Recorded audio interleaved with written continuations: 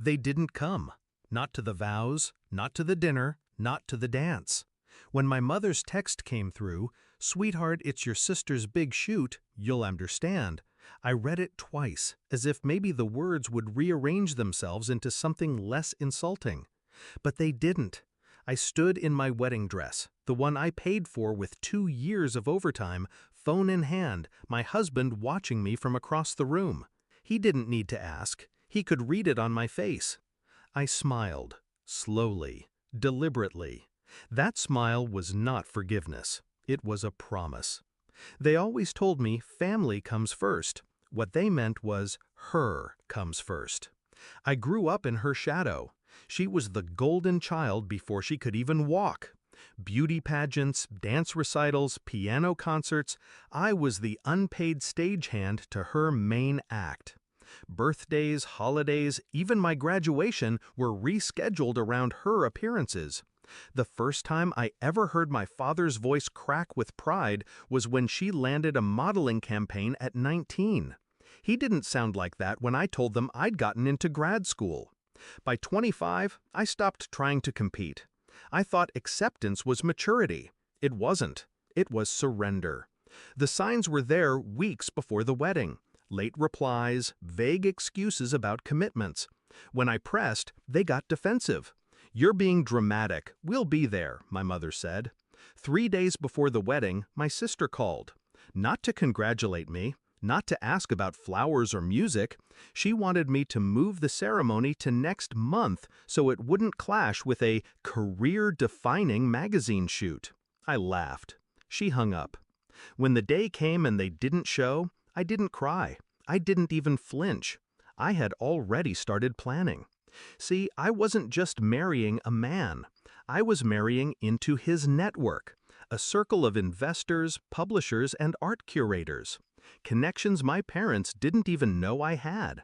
And in that network, my sister's so-called career was a fragile house of cards, propped up by 2 agencies and one very influential editor. One editor I happened to be having coffee with a week later. I started small. A casual mention of how overbooked my sister was, how she'd skipped my wedding for something more important, how she had a habit of missing shoots at the last minute if better offers came up. I didn't sound bitter, just concerned. People believe concern. It sounds noble. From there, I slid the right photos to the right inboxes. Not the glossy magazine shots, the unedited, unflattering candids she'd once begged me to delete. And I knew exactly who to send them to, a rival model's PR manager. 2 weeks later, her agency restructured her contract, which is a polite way of saying they cut her bookings by half. My parents didn't notice right away. They were too busy trying to figure out why I stopped answering their calls.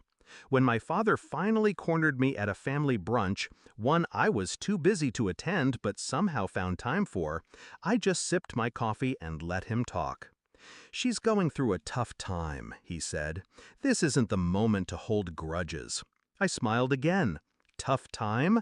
That's life catching up. But the real move came months later. One of my husband's friends, a gallery owner, was looking for new faces for a campaign. My sister's name came up.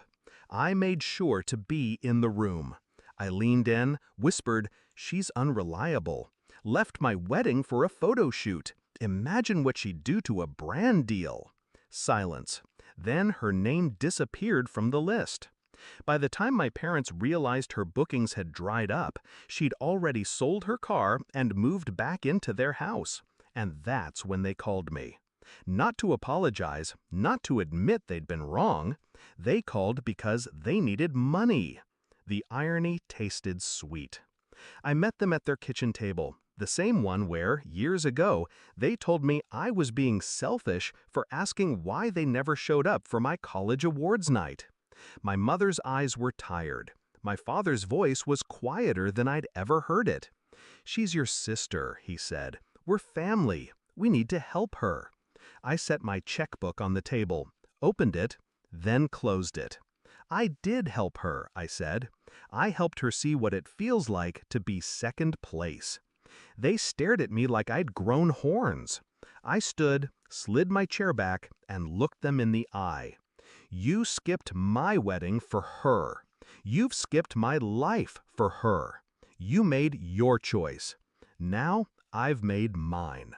I walked out without looking back. People think revenge feels like fire. It doesn't. It feels like ice.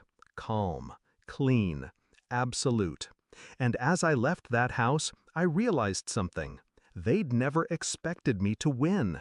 Never imagined I could outplay them. That's why it worked. Because I smiled. And they thought the smile meant I'd forgiven them. It didn't. It meant the game had just begun.